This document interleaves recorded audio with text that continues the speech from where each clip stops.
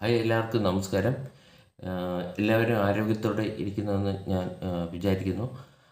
ഇപ്പം റീസെൻ്റായിട്ട് നമ്മൾ കണ്ടതാണ് ഈ തിരുവനന്തപുരത്ത് കോളറ എന്ന് പറയുന്നൊരു അസുഖം ധാരാളമായി സ്പ്രെഡ് ആവുന്നു എന്നൊരു ന്യൂസ് നമ്മൾ ഇത് കണ്ടതാണ്. സോ വാർത്താ മാധ്യമങ്ങളിലൂടെയും പത്രങ്ങളിലൂടെയൊക്കെ കണ്ടതാണ്. അപ്പം അങ്ങനെ ഒരു കോളറ എന്ന് പറയുന്നൊരു അസുഖം നമുക്ക് എങ്ങനെ തടഞ്ഞു നിർത്താം അതിനെപ്പറ്റി ഒരു ചെറിയൊരു വീഡിയോ ആണ് ഞാനിവിടെ ഉദ്ദേശിക്കുന്നത്. കോളറ എന്ന് പറയുന്നത് വിബ്രിയോ കോളറ എന്ന് പറയുന്നൊരു ബാക്ടീരിയൽ സ്പീഷീസാണ് മെയിനായിട്ട് സ്പ്രെഡ് ആക്കുന്നത്. മെയിനായിട്ട് നമ്മൾ പേഷ്യൻസ് വരുന്നതെന്ന് വെച്ചാൽ ഏറ്റവും വയറുവേദന, അതായത് വയറിളക്കം, വയറുവേദന, അതുപോലെ കഞ്ഞിവെള്ളം പോലെ പോകുന്നു എന്നാണ് പേഷ്യൻസ് പറയുന്നത്. കാരണം അവരുടെ റൈസ് വാട്ടർ സ്റ്റൂൾസ് എന്നാണ് ഇതിനെ പറയുന്നത്. കാരണം കഞ്ഞിവെള്ളം പോലെയാണ് ഇതിൻ്റെ സ്റ്റൂൾസ് എല്ലാം പോകുന്നത്. അതുകൊണ്ട് തന്നെ നിർജ്ജലീകരണത്തിലൂടെ ഒരു അവസ്ഥയിലേക്ക് രോഗി കടന്നു പോകുന്നതായി കണ്ടുവരുന്നുണ്ട്. ധാരാളം വെള്ളം കുടിക്കേണ്ട ആവശ്യകത വളരെയധികമാണ്. കാരണം ഇത് ദേഹത്ത് നിന്ന് ധാരാളം വെള്ളം നമുക്ക് നഷ്ടപ്പെടുന്നതായിട്ട് കണ്ടുവരുന്നുണ്ട്. അതുകൊണ്ട് തന്നെ കോമ സ്റ്റേജിന് സീഷ്യസിലേക്ക് വരുന്നത് വളരെ കുറവായ ഒരു കണ്ടീഷനാണ്. രോഗം അങ്ങേയറ്റം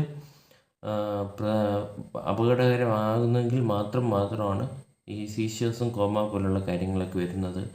അതുപോലെ തന്നെ നമ്മൾ ചെയ്യേണ്ടതായിട്ടുള്ള കാര്യം എന്താണെന്ന് വെച്ചാൽ ഈ പുറത്ത് ബസ്സിലൊക്കെ പോയിട്ട് വരുന്നവരാകട്ടെ, പുറത്ത് ജോലി ചെയ്ത് വരുന്ന വീട്ടിലെ ആൾക്കാരാകട്ടെ, അവരൊക്കെ നന്നായിട്ട് കൈകാലുകൾ കഴുകിയതിന് ശേഷം മാത്രം ആഹാരം കഴിക്കുക. അതുപോലെ തന്നെ നമ്മൾ പുറത്ത് നിന്ന് ആഹാരം വാങ്ങിച്ച് കഴിക്കുന്നത് പൂർണ്ണമായും ഒഴിവാക്കേണ്ടതാണ്.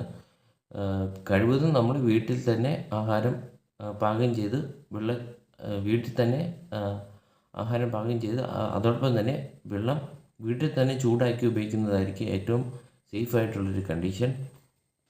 സോ ഇതിൻ്റെ ഒരു മെയിൻ കോംപ്ലിക്കേഷൻ എന്ന് പറയുന്നത് ലവണങ്ങൾ നമുക്ക് നഷ്ടപ്പെടും. അതുകൊണ്ട് തന്നെ പേഷ്യൻ്റ് വളരെയധികം അബ്ഡോമിനൽ പെയിനും ക്രാംസും ഒക്കെ കുറേ അധികം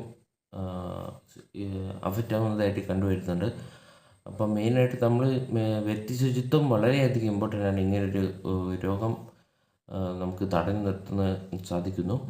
ഇതെന്ന് പറയുന്ന ഒരു മനുഷ്യരിൽ നിന്ന് മനുഷ്യരിലേക്ക് പകരുന്നൊരു രോഗമാണ്. അതായത് ഒരു കണ്ടീജിയസ് ഡിസീസാണ് ഈ വിബ്രിയോ കോളറ എന്ന് പറയുന്നത്. അപ്പം ഈ കോളറ എന്ന് പറയുന്ന ഈ രോഗത്തെ നിയന്ത്രിക്കണമെങ്കിൽ നമ്മൾ വ്യക്തി ശുചിത്വം അതോടൊപ്പം തന്നെ ആഹാരത്തിൻ്റെ ശുചിത്വം ഉറപ്പുവരുത്തേണ്ടതുമായ വളരെയധികം പ്രാധാന്യം അറിയിക്കുന്നു. സോ നമ്മൾ ഈ രോഗലക്ഷണങ്ങൾ കാണുന്ന വ്യക്തി എത്രയും പെട്ടെന്ന് തന്നെ ഗവൺമെൻറ് ആശുപത്രിയിൽ പോയി ആൻറ്റിബയോട്ടിക് അതുപോലെ തന്നെ IV ഫ്ലൂയിഡ്സ് ഒക്കെ ഇടേണ്ട കണ്ടീഷൻ വരെ എത്തുന്നുണ്ട്. സീസറും പോലുള്ള സംഭവങ്ങൾ വളരെ രോഗം ഫേറ്റാലിറ്റി കൂടുമ്പോൾ മാത്രമാണ് സീസർ പോലുള്ള കാര്യങ്ങളിലേക്ക് എത്തുന്നത്. സോ നമ്മൾ ചെയ്യേണ്ട ഒരു കാര്യം എന്ന് പറഞ്ഞാൽ മെയിനായിട്ട് ഇപ്പോൾ ഈ ഒരു കോളറ എന്ന് പറയുന്ന അസുഖത്തെ നമ്മൾ നോക്കുമ്പോൾ രോഗമുള്ള ആൾക്കാരും രോഗം ഇല്ലാത്ത ആൾക്കാരും വെച്ച് കമ്പയർ ചെയ്യുമ്പോൾ രോഗമില്ലാത്തൊരവസ്ഥയാണ് നമുക്ക് കൂടുതലായിട്ട് കണ്ടുവരുന്നത്.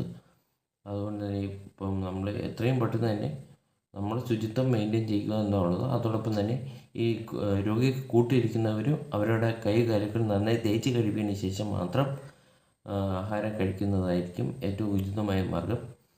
ഇത്രയും ചെയ്തുകൊണ്ട് നമുക്ക് ഈ രോഗം എങ്ങനെ പടരുന്നത് ഒരു പരിധിവരെ നമുക്ക് തടഞ്ഞു നിർത്താൻ സാധിക്കുന്നതാണ്. Thank you.